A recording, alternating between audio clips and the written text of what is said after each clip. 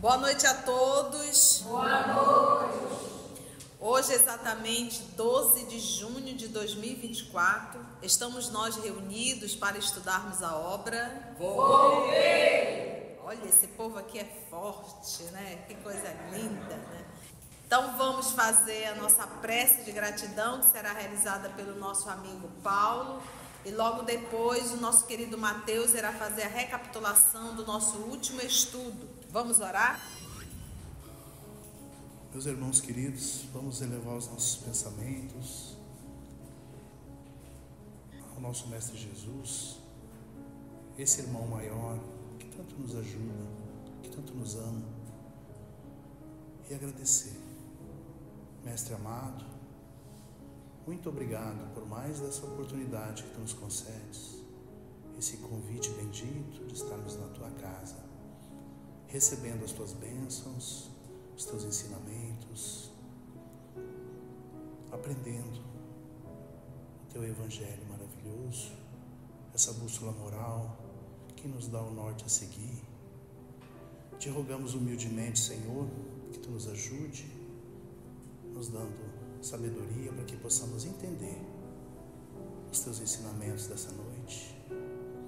E mais importante que isso, Mestre, nos ajuda, nos dando força para que possamos viver esses ensinamentos no nosso cotidiano, levar aos nossos lares, ao nosso trabalho, que possamos cumprir o nosso propósito de progredir moralmente, espiritualmente. Agradecemos aos amigos espirituais, os mentores dessa casa e os nossos mentores que se fazem presente. Muito obrigado, irmãos, por estarem sempre ao nosso lado, nos intuindo, nos inspirando, nos ajudando. Que possamos receber essas bênçãos maravilhosas e levá-las aos nossos lares. Por tudo isso, Senhor, muito obrigado. Queremos estar sempre contigo. Que assim seja.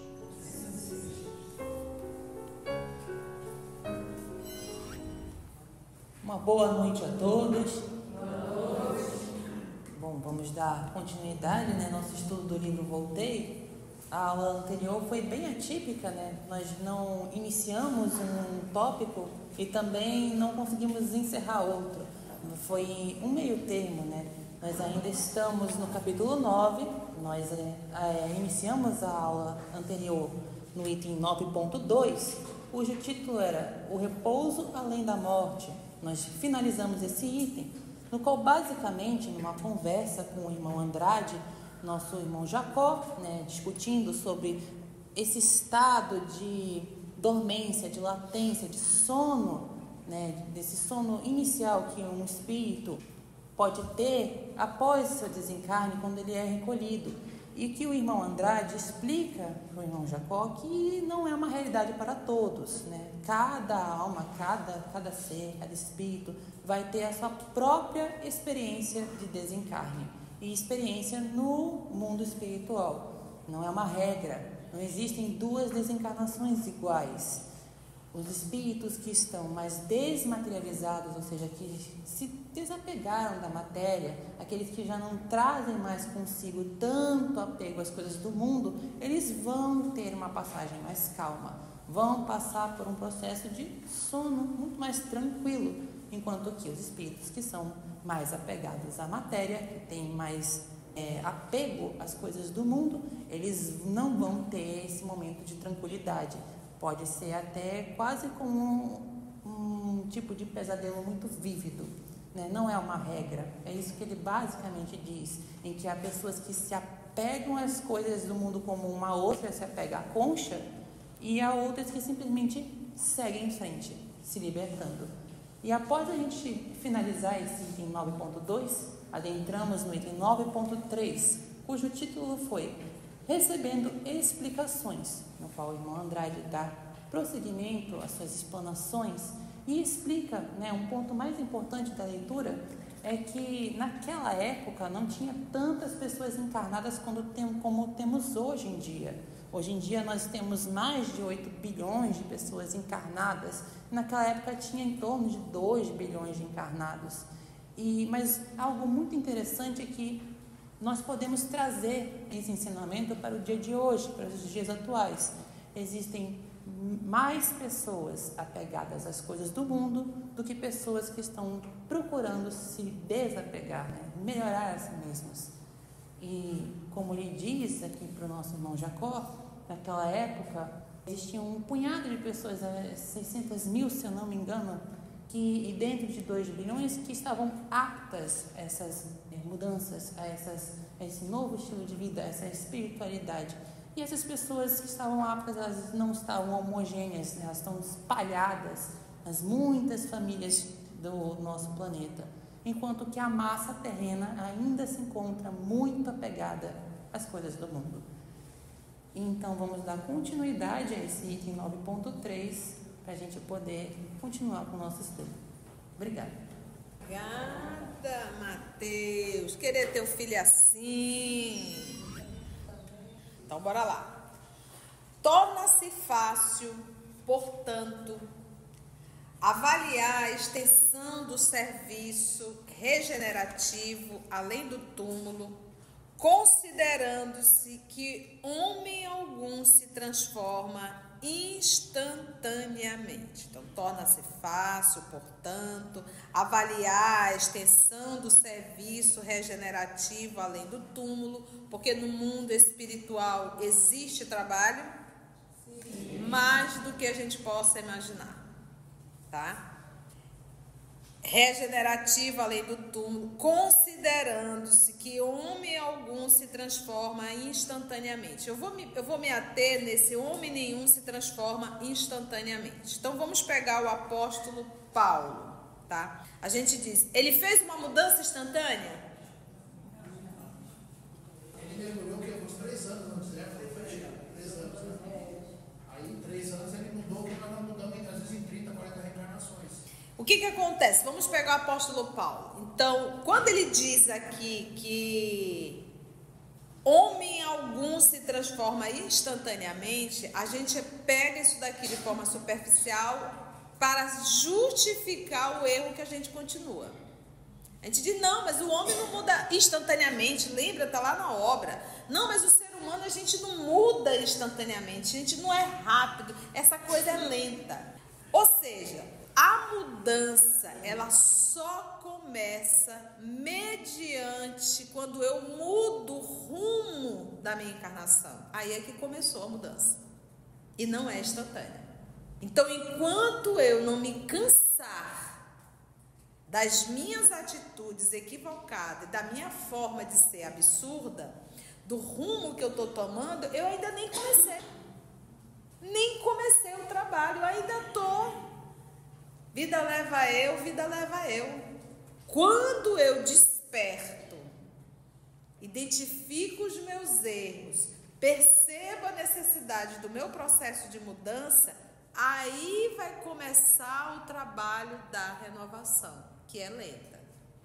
Então, ou seja, será que eu já pelo menos estou no processo do lento? Ou será que eu ainda nem entrei? Entendeu? Então, se a gente pega o apóstolo Paulo, o encontro dele com Cristo fez com que ele despertasse. Agora vai iniciar o processo de mudança dele. Então, ele foi para o deserto, ficou 3 anos no deserto, estudando. Ali era só estudo. Ele não conhecia o cristianismo. Então, ele ficou estudando ali e, por uma mera coincidência do destino, ele estava com um casal cristão, que era Áquila e Prisca. Mas ele foi colocar em prática quando ele saiu de lá, quando ele saiu do deserto, quando ele voltou para Jerusalém. Ali iniciaria o processo dele de renovação, ali iniciaria o processo dele de mudança, ali iniciaria o processo dele de praticar o que ele estudou. Então, fica claro, o processo da mudança é lento, mas eu tenho que primeiro me perguntar, eu já iniciei esse processo? Eu já despertei? Ok? Então ele continua. compreensíveis, porque tudo isso aqui foi por conta de uma indagação que a gente leu a semana passada. Disse assim: quando comentei a dolorosa surpresa que tivera ante a paisagem escura e perturbada que atravessávamos, né? Então tudo está em torno disso, porque ele disse agora ele já está recolhido no espaço do mundo espiritual, na colônia, mas ele está se perguntando: nossa, a gente passou por um ambiente muito denso, foi muito difícil aquela travessia. Então agora ele pergunta sobre essa travessia, ele pergunta sobre aquela quantidade de espíritos perversos que ele viu lá embaixo. É em torno disso que está o assunto, tá bom? Compreensíveis desse modo se tornam as sombras que rodeiam a moradia da mente encarnada. Olha que interessante. Ele diz que desse modo se tornam as sombras que rodeiam a moradia da mente encarnada. Então, a mente encarnada, ou seja, eu, espírito encarnado, carrego uma mente. E essa mente projeta o que ela pensa, projeta o que ela sente. Então, por isso, as sombras densas aqui na crosta terrestre, e essa sombra densa é resultado dos pensamentos dos moradores que estão aqui na Terra. Para ver o quanto a gente pensa de forma ainda desagradável, né? Então, são pensamento de ódio, pensamento de ciúmes, pensamento de inveja, pensamento da sexolatria, ok? Então, todos esses pensamentos acabam criando essa densidade em torno do planeta. E ele diz: a morada da mente encarnada e as extensas organizações socorristas em que copioso número de missionários abnegados exercitam o amor e a renúncia. Tem muito doente na Terra? Tem. Logo precisa de muitos médicos, de muitos enfermeiros. Então existe um amparo muito grande da espiritualidade para auxiliar. O André Luiz, em uma das suas obras, não sei, não me lembro, ele diz que para cada quarteirão existe um espírito responsável. Cada quarteirão. Estão ali dando conta de tudo, inclusive para receber aqueles que desencarnaram naquele quarteirão, muitas vezes. Entendeu? Então, o trabalho no mundo espiritual é muito intenso. Lembra da obra que nós estamos lendo agora, Missionário da Luz? Quando quem foi que foi? Raul? Foi Raul? Obrigado. Então, ele simulou um assalto e, na verdade, foi um suicídio. Então, quando o Alexandre quis saber o que aconteceu, ele foi procurar quem? Um dos espíritos responsável por aquele espaço, né? Que ele chama de visitadores.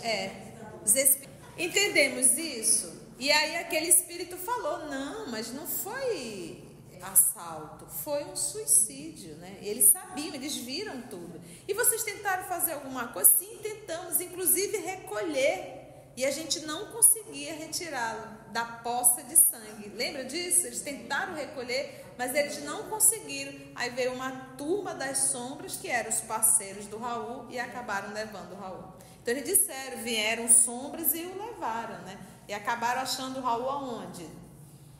Quase que numa certa hipnose, né? Porque ele estava sendo sugado, a vitalidade dele, e ele estava em um matadouro. Lembra disso? Então, tem muito trabalho no mundo espiritual. Não fiquem desesperados, que ninguém vai ficar desempregado, tá? Mas que nós possamos ser o empregado e não aquele que vai dar trabalho, tá? Que a gente possa ser o trabalhador e não mais um paciente no mundo espiritual, tá? Que a gente possa segurar a maca, fazer alguma coisa, tá, gente? Tia, como é que eu posso saber se eu vou ser paciente ou não? É só avaliar a atitude de agora. Você continua paciente ou você já se prontificou a servir, né? A entrar na fila de quem trabalha, de quem está ajudando, de quem está auxiliando, né? E ele diz: Então, volta aqui, repetindo o parágrafo. Compreensíveis desse modo se tornam as sombras que rodeiam a moradia da mente encarnada e as extensas organizações socorristas, em que copioso número de missionários abnegados exercitam o amor e a renúncia, a piedade e a tolerância entre milhões de espíritos de baixa condição, à espera dos benefícios da lei reencarnacionista, ou seja, aguardando uma nova oportunidade para reencarnar, ou em aprendizado de virtudes rudimentares, né? Então, por exemplo, vamos pegar o nosso André Luiz. Ele participa de estudos no mundo espiritual? Muito. Ele aprende muito. Agora, se vocês já se prestaram atenção nas obras de André Luiz, já se perceberam? Como é que é o curso no mundo espiritual? É dentro da sala de aula? É prática. Os cursos no mundo espiritual é direto na prática e o instrutor ali ao lado ensinando. Qualquer área que você decidir estudar, qualquer área, você vai perceber que a teórica é um mundo, a prática é outro mundo. Então, um dia a gente vai conseguir entender que a melhor forma de ensinar é prática, teoria junto, né? Olhando, vendo, ministrando, verificando como é. Se você pegar em qualquer área, seja humanas, exatas, ciência, qualquer ciência, se você pegar contabilidade, deixa o menino só dentro da faculdade, faz toda a parte lá. Quando ele vai para a prática, ele diz, agora que eu vou aprender. Agora que eu vou entender por que aquilo tem que ser aplicado. E aí vai fazer sentido aqueles tanto de regras. Então, um dia a gente vai chegar lá. No mundo espiritual é assim, se aprende na prática. Agora, obviamente, se separa.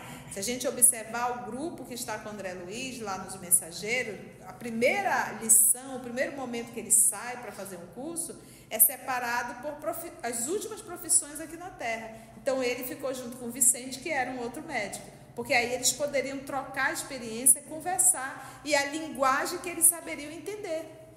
Entendeu? Então, é separado da mesma forma. Então, a gente separa para ver a qualidade, o que vai abordar e a linguagem que vai abordar.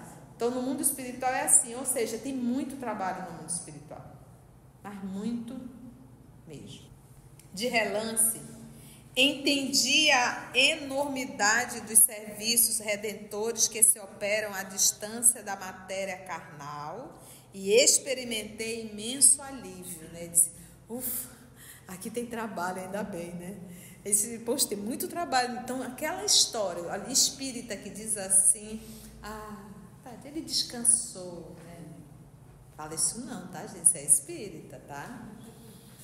De duas uma. Ou está rebolando pelos vales da vida, ou já está sendo recolhido no hospital, porque daqui a pouco está de pé e daqui a pouco está trabalhando. Mas descansando ninguém está, não. Mas tia, tem aqueles espíritos que ficam dormindo. Não, o corpo perispiritual dormindo, mas o corpo mental, meu filho, está tocando terror por aí. Mas quieto ninguém fica, porque o espírito, ele nunca fica inativo, tá? Está lá no livro dos espíritos. Tá? Mesmo a gente estando encarnado, quando a gente deita o corpinho, o corpo físico precisa de repouso, mas o espírito, ele nunca fica inativo. Nunca. Livro dos Espíritos, tá? Questão 401, 402, estudamos isso ontem, né? A catalepsia, se o corpo amolentou, repousou, até mesmo aí sentado, se tu foi, o espírito já foi. O nosso colega está perguntando aqui sobre o corpo mental. Mas aí, o que você quer saber do corpo mental? Você falou que o espírito não fica inativo. Não fica nunca inativo. Não fica. Mesmo no mundo espiritual, porque quando a gente fala em mundo espiritual, eu estou falando de espírito e o corpo perispiritual. Então, o corpo perispiritual é um organismo, ele precisa de repouso. Então, o corpo ali adormeceu, mas o nosso Frederico Figner foi para um outro local. E aí a gente começou a chamar isso de corpo mental. Mas o espírito nunca fica inativo, ele nunca fica dormindo. O espírito não dorme, gente. É por isso que a gente tem muita dificuldade de lidar com isso. Ontem falamos bastante nisso ontem no estudo. Jamais você vai ficar sem pensar nada. Porque pensamento é um atributo do espírito. O nosso exercício é pensar uma coisa por vez. Isso já vai auxiliar muito. Uma coisa por vez. É a direção do pensamento. Então, de relance, percebemos o alívio que ele experimentou, porque ele encontrou no mundo espiritual o quê? Trabalho. Então, não te iluda, tá? Não tem negócio de repouso, nem anjo tocando harpa, tá? Sim, havia trabalho. Meditando, reconhecia que perdera tempo na terra, mas algum lugar da vida nova me reservaria serviço salvador.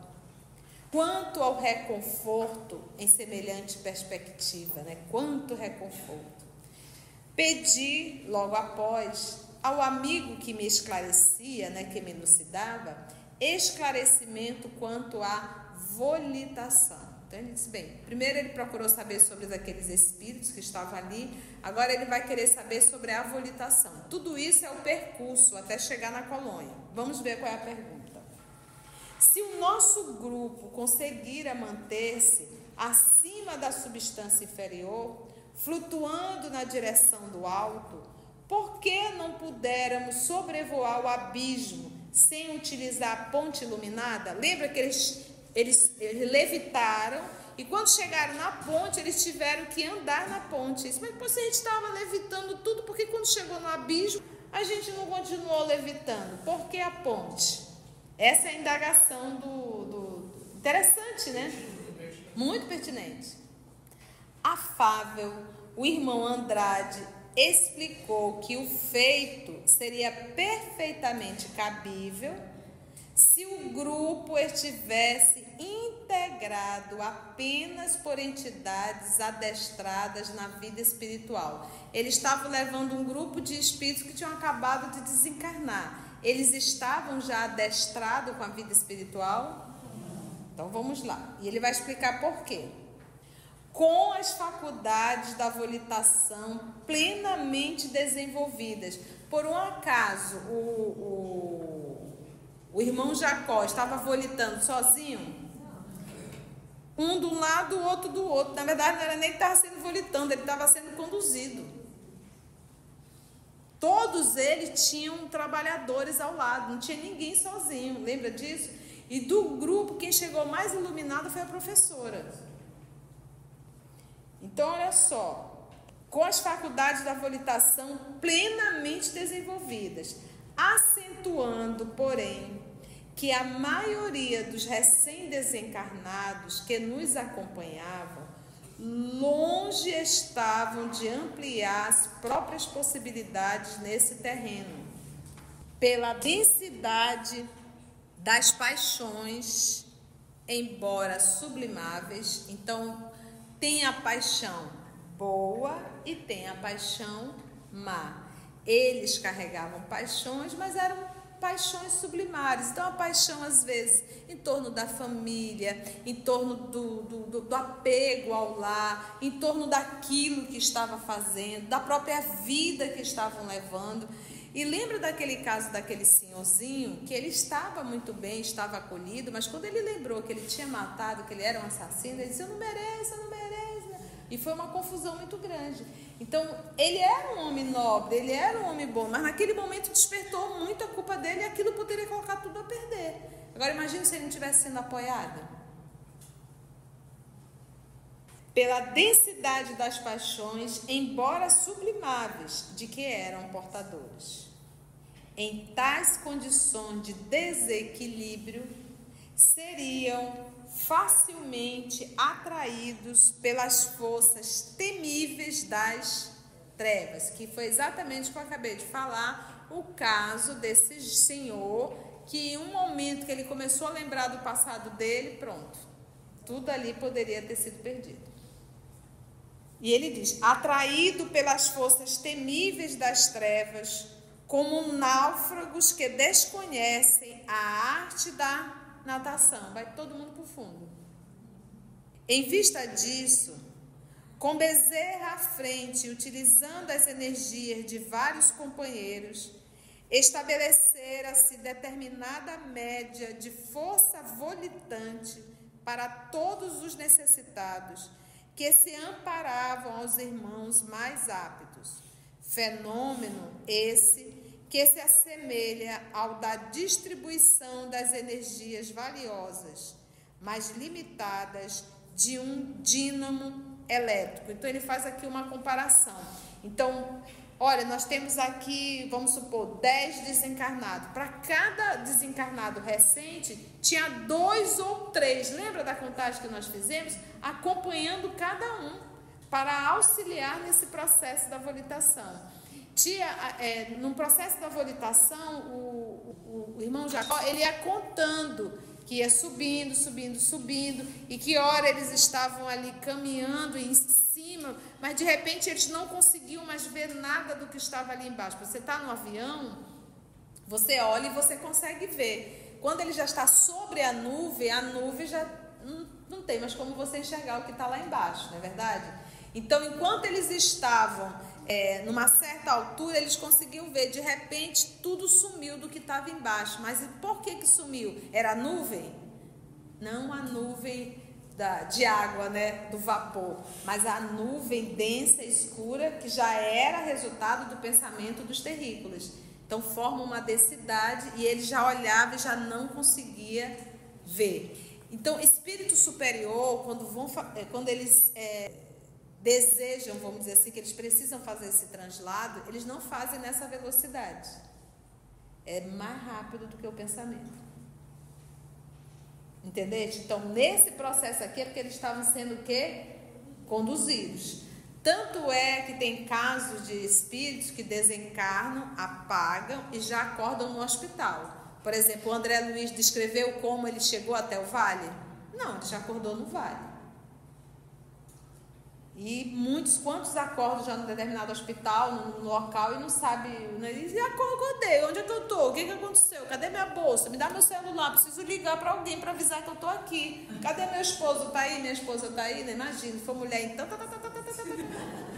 Só os amigos espirituais realmente para ter muita paciência e tolerância, porque isso faz parte do cotidiano deles. É igual quando você está na área da saúde, todo mundo chega e tu já sabe, a pessoa reclama da mesma coisa. Vem fazer aqui o quê? Vem te dar um beijo, querido, um abraço e bom dia. Né? Não, vem para trazer doença, isso, aquilo, outro. Da mesma forma no mundo espiritual, eles lidam com isso todos os dias.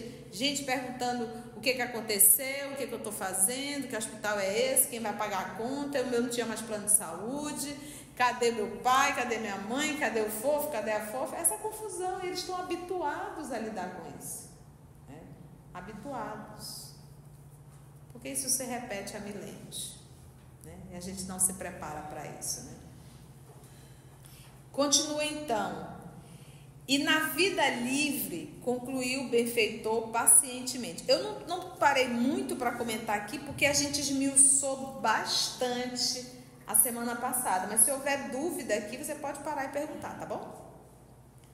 E na vida livre, concluiu o benfeitor paciente, o magnetismo pessoal divino, esse magnetismo pessoal divino com D minúsculo, humano ou perverso, e uma fonte geratriz das mais importantes nas expressões, tanto do bem quanto do mal, né? Porque ele falou aqui, olha, ele estava falando do quê?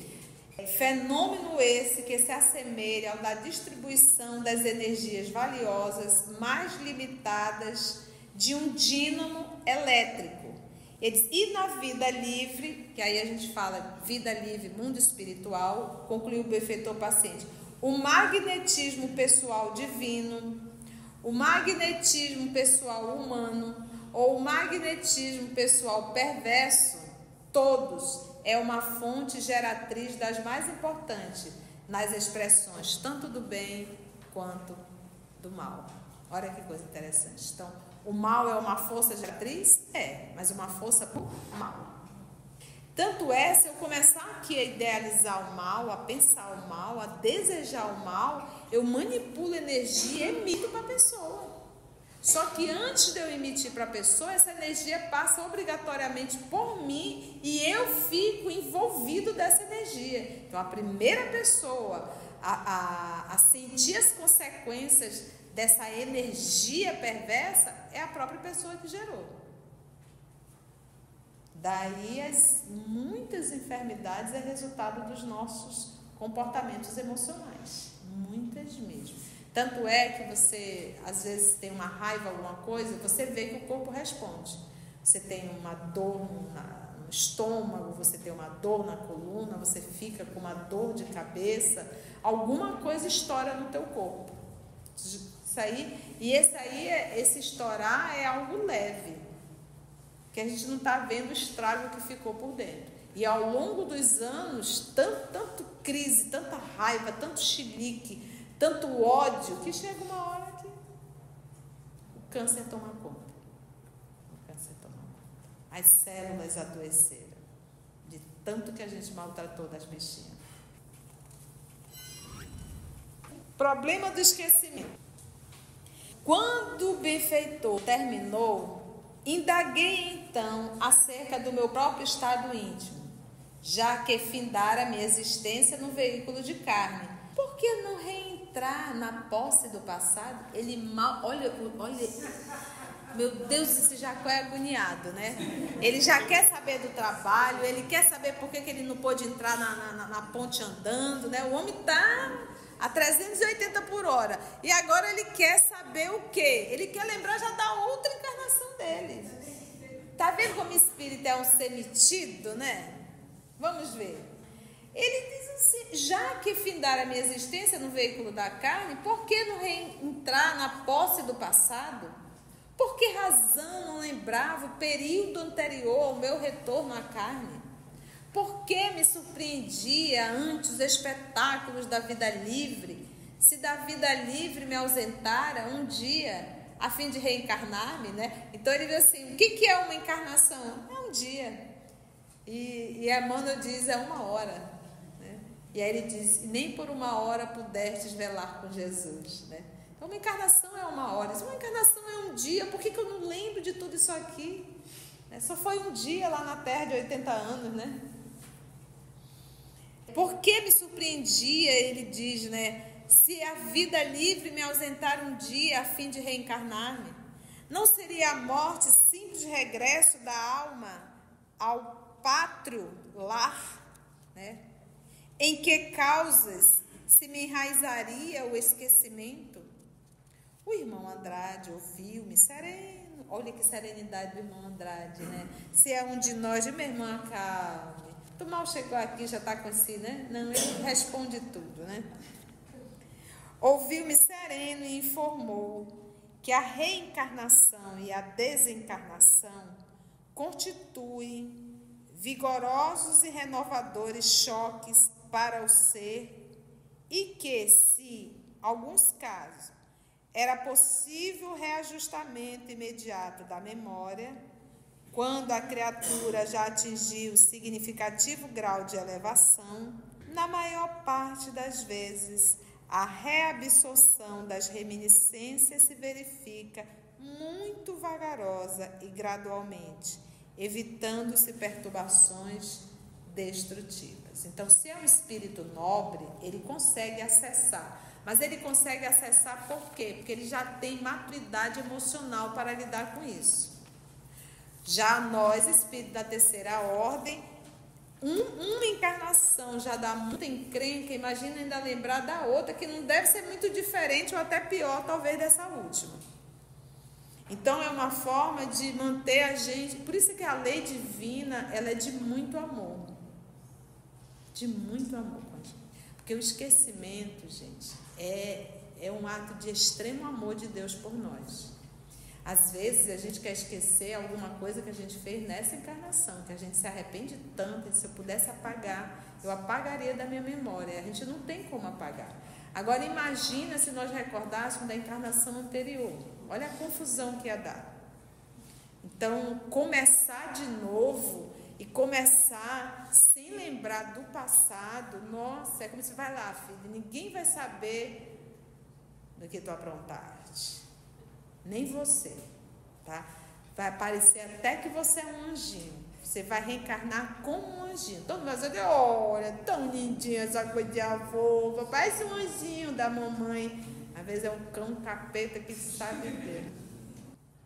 Para finalizar, Então ele diz assim, olha, podemos simbolizar a mente numa casa suscetível de povoar-se com valores legítimos ou transitórios, quando não esteja essa mente atulhada de inutilidades e viciações. A nossa mente está atulhada, lembra? Olha o termo que ele usa, atulhada. Alimentando-se na crosta da terra com muitas ideias e paixões não perduráveis, aproveitadas pelo espírito apenas por material didático, a não ser em processo expiatório para esvaziar-se do mal ou da ilusão, não lhe é possível mergulho indiscriminado no pretérito. Medida essa que lhe seria ruinosa, mormente na ocasião em que se desenfaixa do corpo denso da carne. E isso ele está falando nessa regressão para quem já é espírito. Ele não está nem falando para os que estão encarnados. Se para o espírito é perigoso, imagina para nós que estamos encarnados. Então os espíritos deixam muitas vezes a gente se iludir e brincar. Sabe? São crianças. Deixa eles acreditarem. Ah, tia, mas eu queria tanto saber do meu passado. É só olhar quem é hoje. Olha para o que você é, olha para o que você pensa e olha para o que você deseja. Aí você tem uma leve ideia do ser espiritual maravilhoso que você foi outrora. Tá? Explicou o Andrade que alguns companheiros usam excitações e processos magnéticos para adquirirem a lembrança avançada no tempo. No entanto, de acordo com a própria experiência, aconselhava submissão aos recursos da natureza, de modo a retomarmos o pretérito no passado com calma, com vagar, sem alterações de consequências deploráveis, até que um dia, plenamente iluminados, possamos conquistar a memória integral nos círculos divinos. Tem casos na obra de André Luiz, de uma senhora, eu acho, eu estou começando a lembrar, está muito confuso, ela terá que ser levada para o departamento tal, para receber uma assistência, porque ela não pode recordar do passado ainda. Isso no mundo espiritual, tá bom? Então, uma existência já dá confusão demais para a gente parar e pensar, não é verdade? Então, no mundo espiritual, o caso aqui só vai acontecer quando... E ele diz, não provoque, deixe que isso aconteça de forma o quê? Natural. Foi bom, gente? E aí, no próximo encontro, vamos para o capítulo 10, intitulado Nova Moradia Espiritual. Se você chegou até aqui o final, deixa seu comentário. É muito importante a gente poder ler o teu comentário. Não esqueça de curtir para que possa divulgar a página. Dá o seu like, né? E, se possível, faça a sua inscrição no nosso canal e toca o sininho. Porque quando você toca o sininho, o YouTube avisa para você quando o EOS publicar um novo estudo. Então, receba um grande abraço da família EOS Manaus.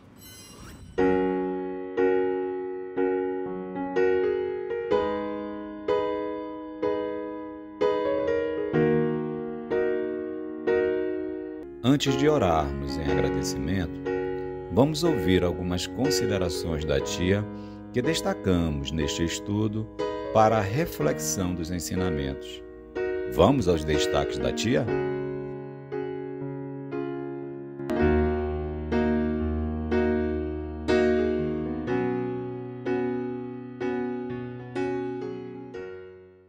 Então, tem muito trabalho no mundo espiritual. Não fiquem desesperados, que ninguém vai ficar desempregado, tá? Mas que nós possamos ser o empregado e não aquele que vai dar trabalho, tá? Que a gente possa ser o trabalhador e não mais um paciente no mundo espiritual, tá? Tia, como é que eu posso saber se eu vou ser paciente ou não? É só avaliar a atitude de agora. Você continua paciente ou você já se prontificou a servir, né? A entrar na fila de quem trabalha, de quem está ajudando, de quem está auxiliando, né?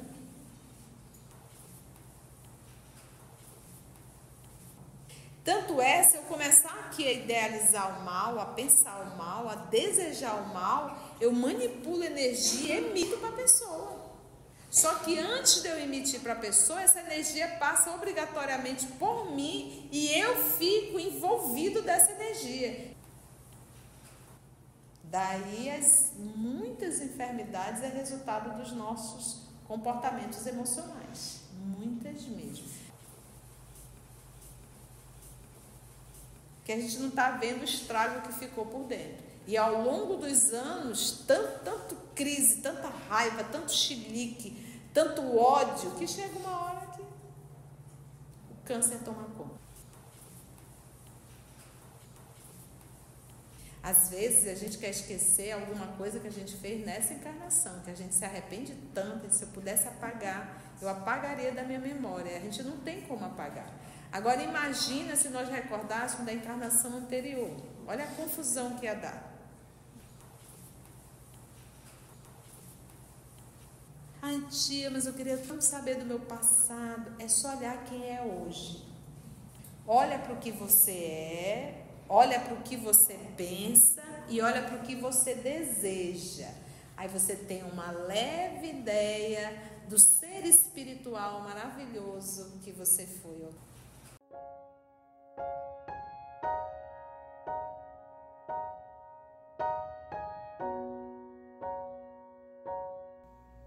Assim, concluindo o nosso estudo de hoje e agradecendo o nosso Mestre Jesus por mais este momento de aprendizado, vamos orar?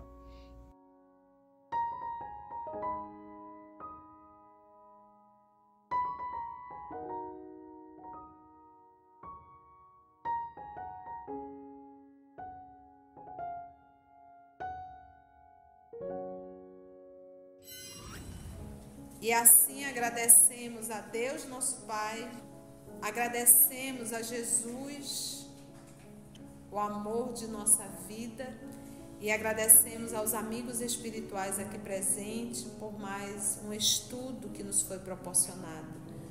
Que nós possamos, Senhor, em cada estudo, despertar e identificar com a nossa condição de espírito, temporariamente habitando um corpo físico, e que o planeta Terra não é a nossa casa, mas é a nossa escola. Muito obrigada, Senhor, que assim seja.